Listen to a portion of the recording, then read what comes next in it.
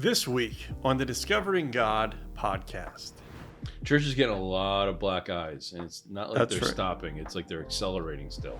I want better leadership for God's church. I want it for my own church that I'm invested in as a leader, and I want it for my leadership. I want to honor God in better ways. But I think character always needs to be questioned. Character needs to be tested and affirmed. Yeah.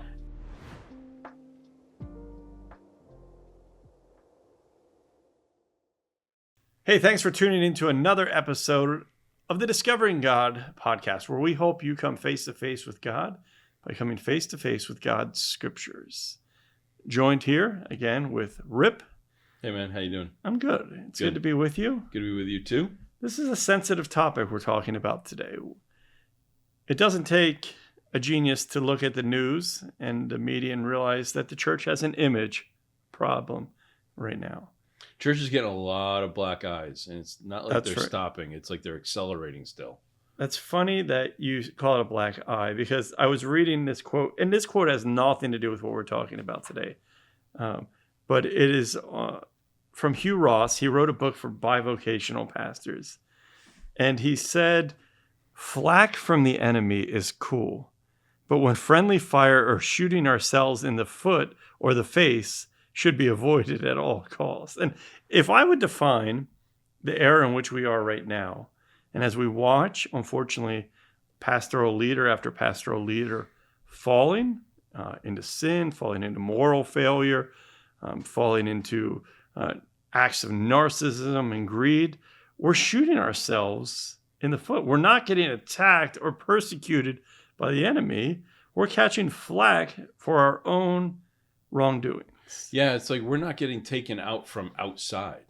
Yeah. We're collapsing from basically there's just not enough inside to keep this, to hold a structure strong. You know, there's not, you call that moral fortitude or intestinal fortitude. There's not, and so the character issue, like years ago, it was a huge deal, as you know, when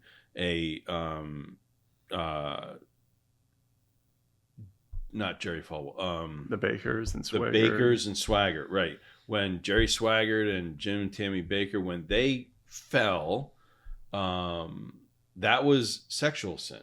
Yeah. Right. And financial with the Bakers, Bakers, financial and so forth, right? So what I could be wrong in this perspective, my evaluation, but I feel like, so now you got another generation kind of rose up, came to prominence and so forth.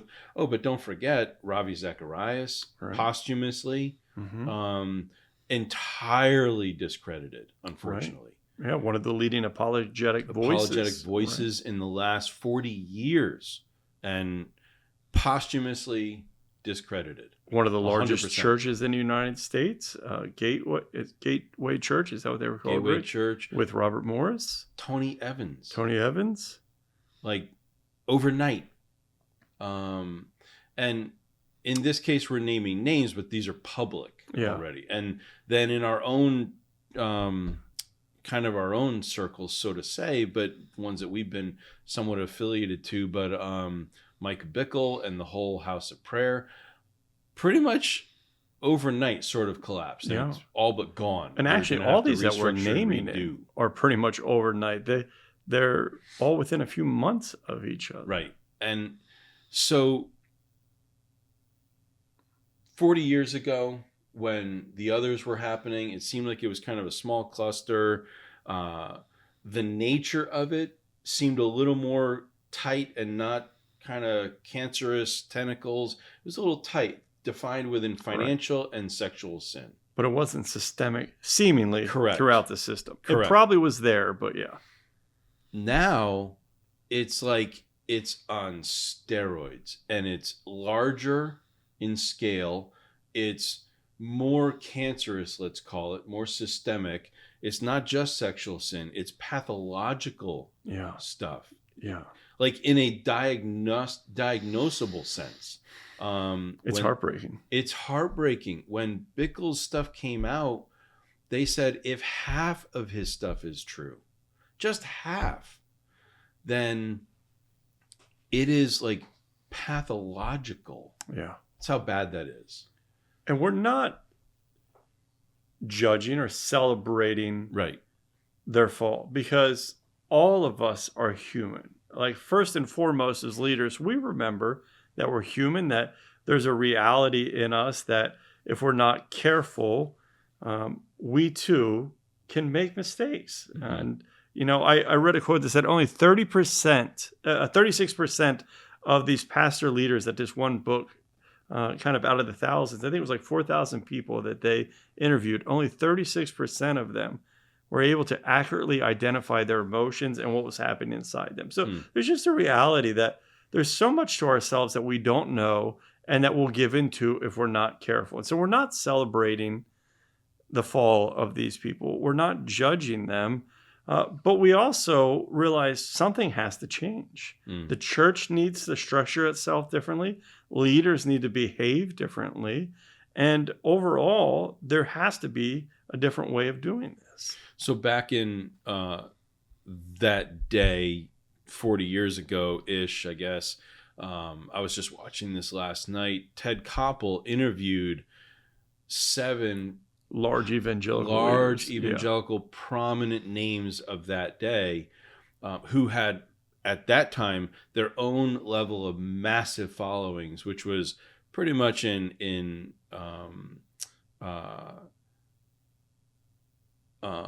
TV, so it was really televangelist type people. But there was also guys that did huge conference, and they had large mega churches even back for that day, and so forth.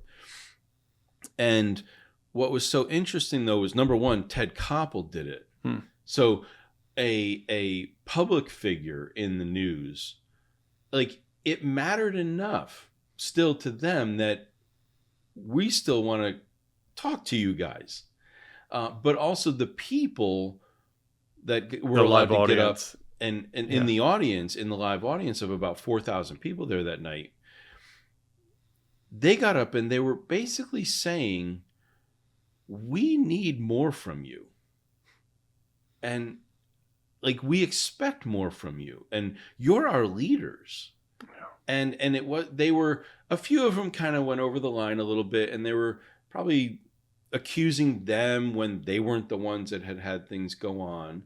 Nonetheless, it was a call to Christian leadership that could be heard broadly to say, we expect more from you. Higher caliber, higher character, and so forth. A higher standard, not a lower standard. And here we are saying that again, right? There is a reality that all leaders will make mistakes. We will lose our temperature sometimes. We'll say things wrongly. But what we're talking about here isn't just leadership that has made a mistake. And some of us weren't always pastors or in the church. Some of us have a pre-Jesus year. And the reality is, we're not talking about leaders that have their BC days and then they're now with Jesus days. The people that are falling are doing completely evil acts, and they're doing it in the pulpit. They're doing it repeatedly. And it's not just these one or two things like we've seen in the past. I mean, if you look at some of these websites, it feels like every other day there's either a large or small church pastor, doesn't matter, failing and falling in some way that you look at, and you have to look at yourself and say, how did we get there? How did it get to be systemic, carcinogenic across the whole church movement as a whole? And I do think that the world stopped saying, you guys need to be better, and have written us off. Right. But I'm looking at what's going on, and I'm looking at my own leadership, and I'm saying, I want to do something better. In fact, I don't know if I told you this or not, but I just started, Scott McKnight wrote a book called A Church Called Tav. And he wrote it right after the fall of Willow Creek. And what was the other church that fell at that same time in Chicago area? I'm not remembering. Yeah, I can't remember now either. But so, we have these back-to-back kind of huge churches at the time that experienced failure. And McKnight went looking for answers on how did we get here and how do we get out of it. And he wrote a second book called Pivot. And so I've been working through that book with some friends and some pastors and with myself because I want to get to a place where I prophetically witness to and testify to something else. I want better leadership for God's church. I want it for my own church that I'm invested in as a leader. And I want it for my leadership. I want to honor God in better ways. And so he gives, and I just recommend those resources, A Church Called Tav and Pivot by Scott McKnight, and check them out. But, he begins to address, how did we get here? What are we going to do about it? And so just briefly, how do you think we got here? How did it come to a point where it's everywhere we look? It's funny. I was going to ask you, what does Scott McKnight say? So I'm not all the way through yet. I'm still wrestling with it. You mean, how did we get here where it's happening so frequently right now? Yeah. Well, I think, again, as most things these days, technology, there's much more outlets to hear from. So you put it out and you can get stuff, as we know, from all over the world in moments. So I do think technology has a big part of it. But but I feel like you're also describing what I'm trying to describe, that it was sort of localized and it was condensed. Now it's so much broader and deeper, and you use systemic, like it's cancerous throughout. Excuse me. For one, I think perhaps we've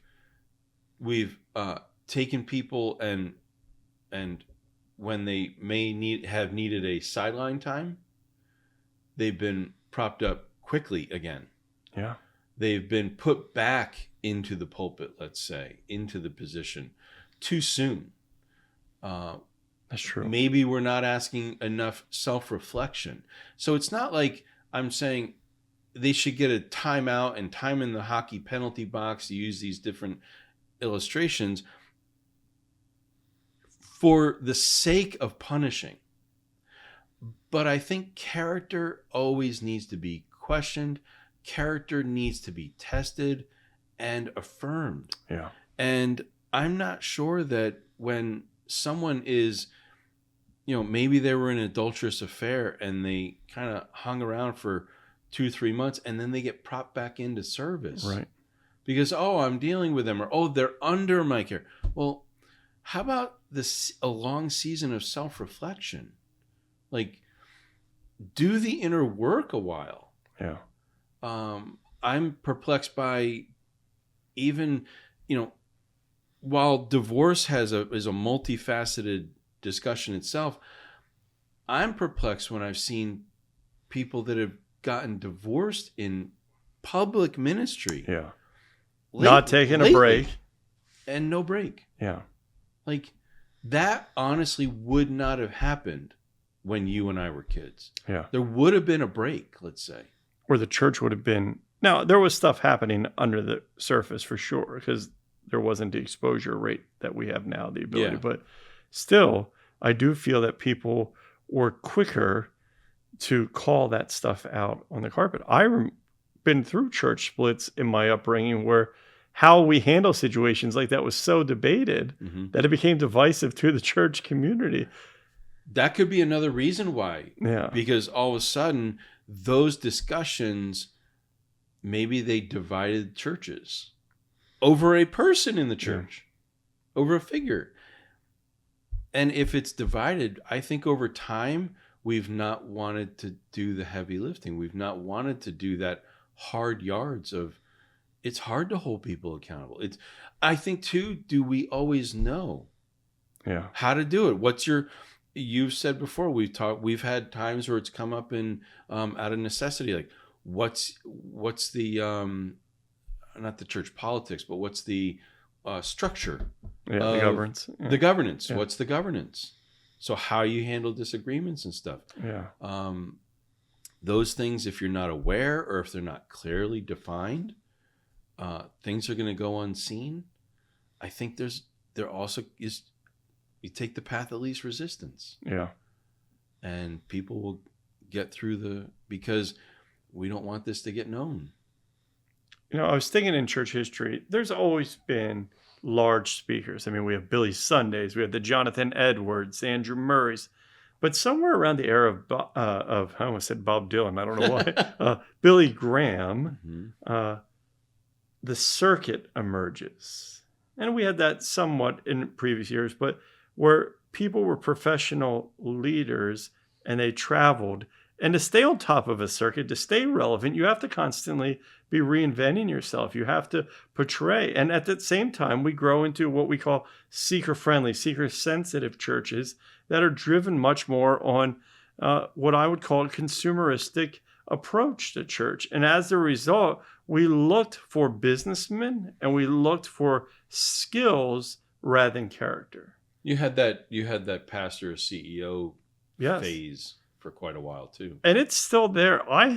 In my journey of looking around at churches, have encountered churches that have asked me more about my business experience than my faith experience. They've asked me more about my skills. Tell us about a time you've grown a church, more than tell us about your spiritual disciplines. And it's alarming to me, to the point where if I'm in an interview with a Christian organization and they start with skills rather than character, I almost single-handedly shut it down at that point. I don't say like I'm no longer interested, but I'm ready to model something different. I look at my own story, and with no intention of saying this is the model or somehow making myself sound noble, I think it was sort of just the opposite. Like I probably needed more time. And but typically you see people that will feel a call of God on their life. Yep. And especially if they're young, and if they have either any sense of ability or charisma, then, oh yes, the hand of God must be on you. And oh, by the way, you're young. Yeah, you'll do great helping us build the next satellite campus. Yeah. And where's the time of testing and character building? But I bet if you looked at pastors when you were younger, half of them were really dry and boring, but you were still there. You were invested in a community. It wasn't about the pastor. When I was a kid, there was this guy, Ed, when he preached, all of us were like, oh, not Pastor Ed again, right? It's because we didn't need that flashy thing. We didn't need the latest and the greatest.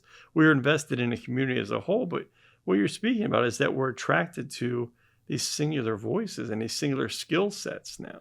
I didn't love the guy who mentored me necessarily because of his skill in the pulpit. But he was one of the wisest people, and he would faithfully adhere to the Word of God, and he would disciple you faithfully adhering to the voice of God in such a way that he was an invaluable presence, like in my life and many others. He was never a large church. The church is gone now. But he discipled many that went out to good and wonderful effect, right? But character was big for him. And I wonder if we're really putting enough emphasis on that. And flip that. There can even be people that are so trained in the scriptures. And so, I think of a church that I spent some years in my youth where honestly, the guy could still run circles around me, scripture memorization wise, theologically, in his preaching. But it was evident that there was a character. He ended up losing his pastorate. And so you look at these things, and it can be somebody that literally looks like they have it all together and is missing the key pieces. And sometimes they don't have the best preaching style, and they have something else that compensates. And so my hope today, in the minutes we have left, really is just to challenge the church to a better way, a way that doesn't put people on pedestals. And the second church I was thinking of in that was Harvest. So you had Harvest Fell, Willow Creek, and since then, a slew of others. But we're tired of seeing this. And so I think it's important for us to remember that we as a church are somewhat responsible to how we govern ourselves, and we're responsible to how we keep each other accountable, including our leaders.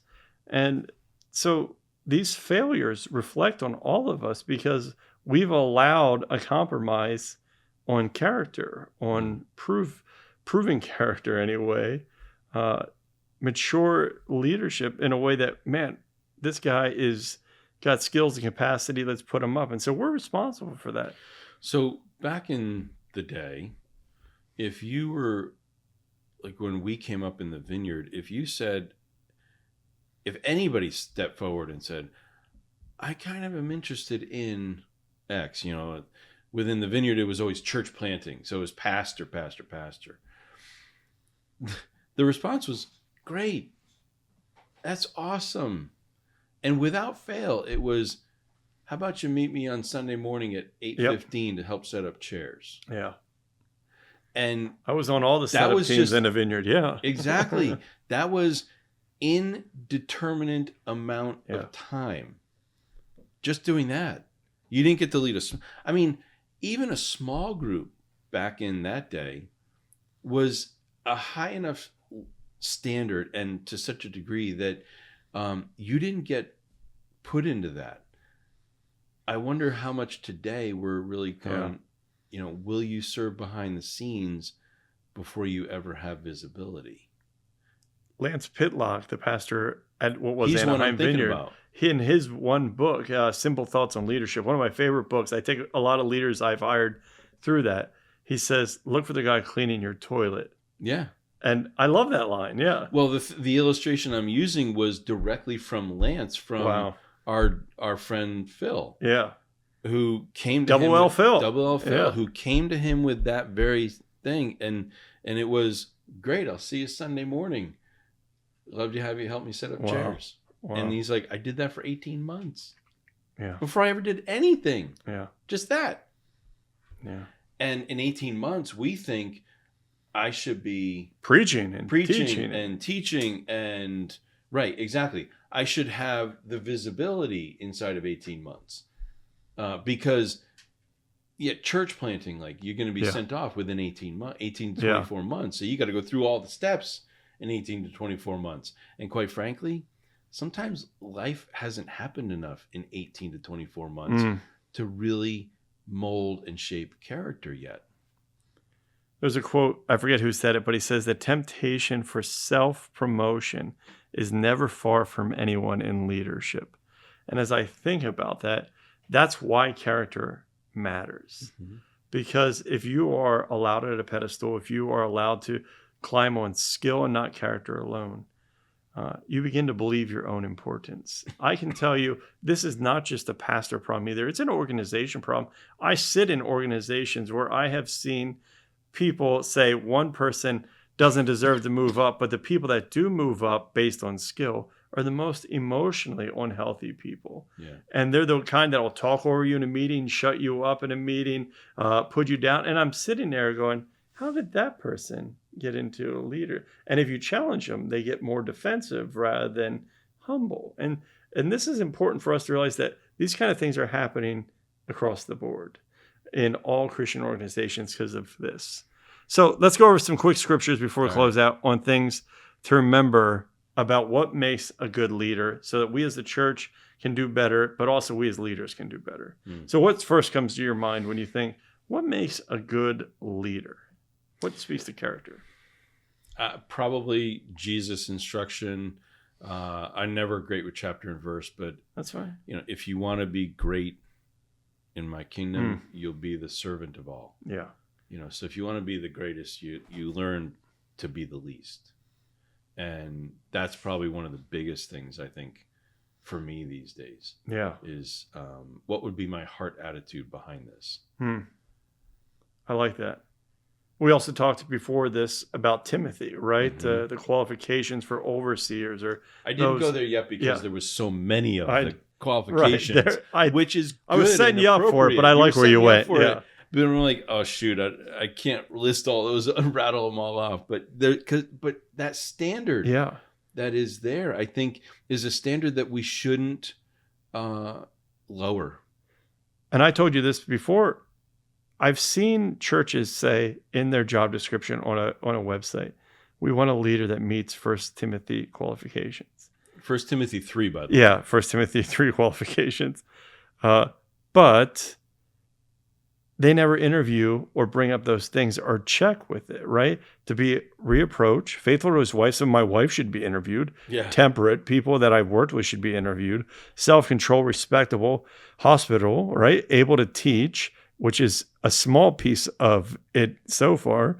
He Mhm. must have good reputation with outsiders. He must not fall into disgrace. And I love that word, the devil's trap, right? He mustn't be overcome by the way of the world. Later in 1 Timothy 6 through 9, in Timothy 1, 6 through 9, even says, an overseer manages God's household, so he must be blameless. He must not be overbearing. And when I look at a lot of these leaders that have silenced people for years and now their stuff is coming out, Mhm. that's how I would define them: overbearing, not quick-tempered, not given to drunkenness, not violent, not pursuing dishonest gain. And how well does he manage his own household? Yeah, Right? right. His kids. How do you see his kids? And all those things. Yeah. They're either the qualifications or not. Yeah. And it also says not a recent convert. Hmm. So again, like some 18 to 24 months, or just because of name recognition, you get some famous person that sort of comes to Jesus and all of a sudden we want to put him out on the circuit. Yeah. And yeah, great. I mean, I'm glad you're part of the family of God, but you're just coming off a life that we all saw break down in the news for years. And then, fantastic. You love Jesus. Let the character catch up for a while. Wasn't it John Wimber that said something like, don't write a book till you're 50 because you don't have anything to say? You don't have anything good to say until you're at least 50. And we've done such an anything worth injustice saying. of releasing.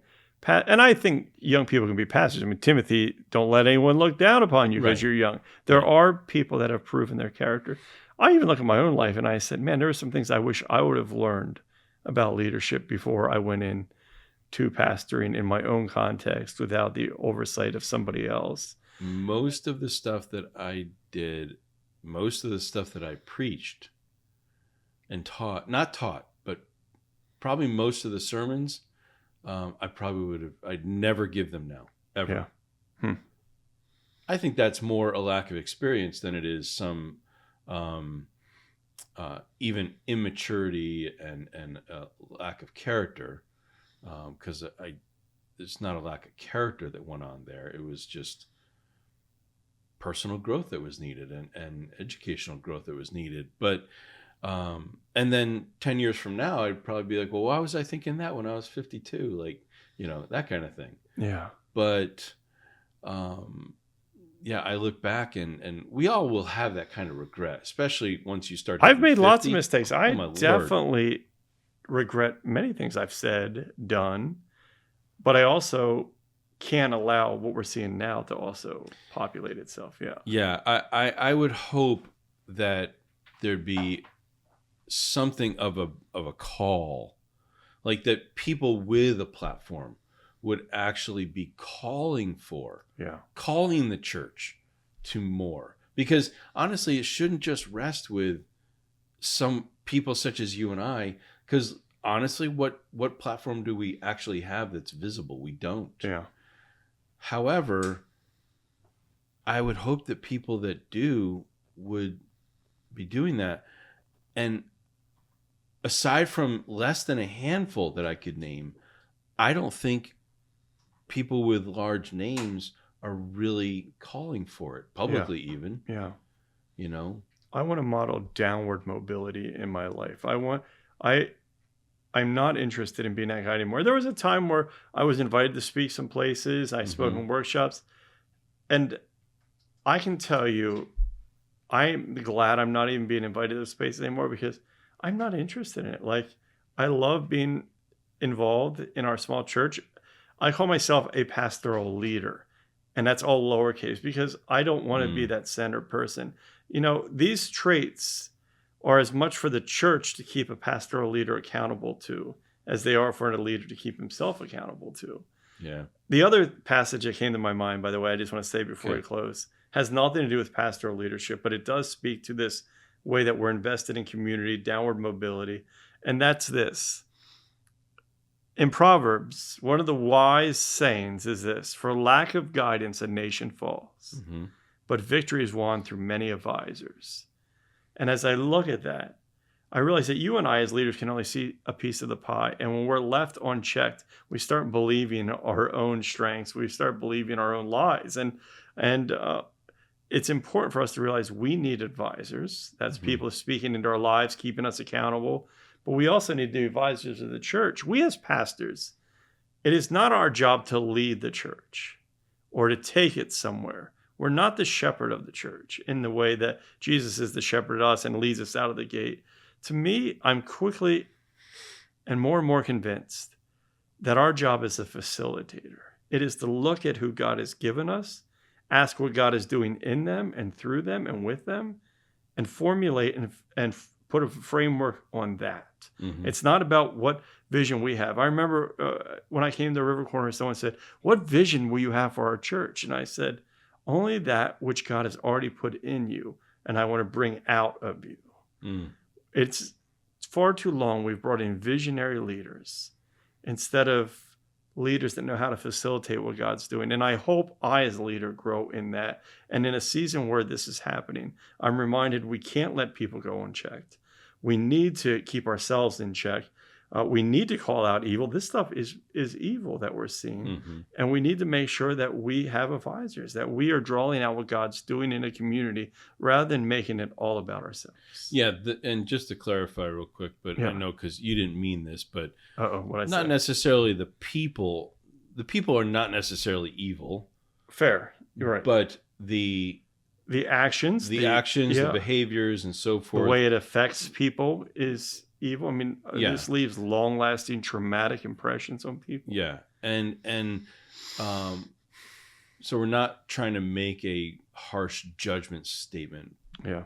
But just that, it needs to be, we would hope it would be addressed. Yeah. There'd be a call to more character, and not just being permissive or excusing things away.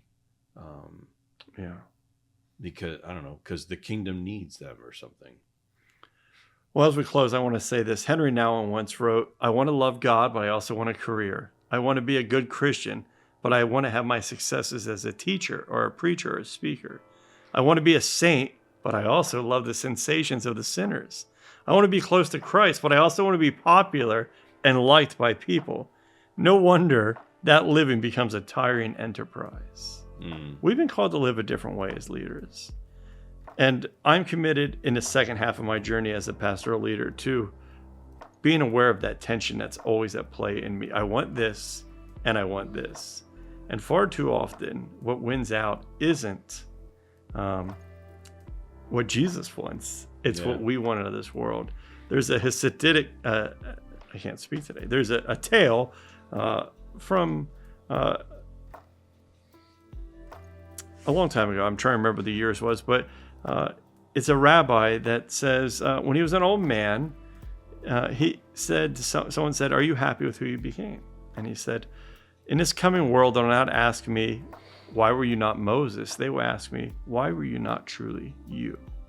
And I think so often why we have leaders that have rose to a place of unchecked non-accountability is because we've allowed people to be something they're not. And when we serve in a role that we're not, or if we serve in a way that's not naturally who we are, our character isn't supporting there, it gets us into trouble every time. Be authentically who you are, be transparent and vulnerable about where you're at and invite advisors into it. Yeah, that's a good word. Well, thanks for listening to another episode of the Discovering God podcast. Stay in God's scriptures. Come face to face with God by coming face to face with his scriptures so you can know his will for you.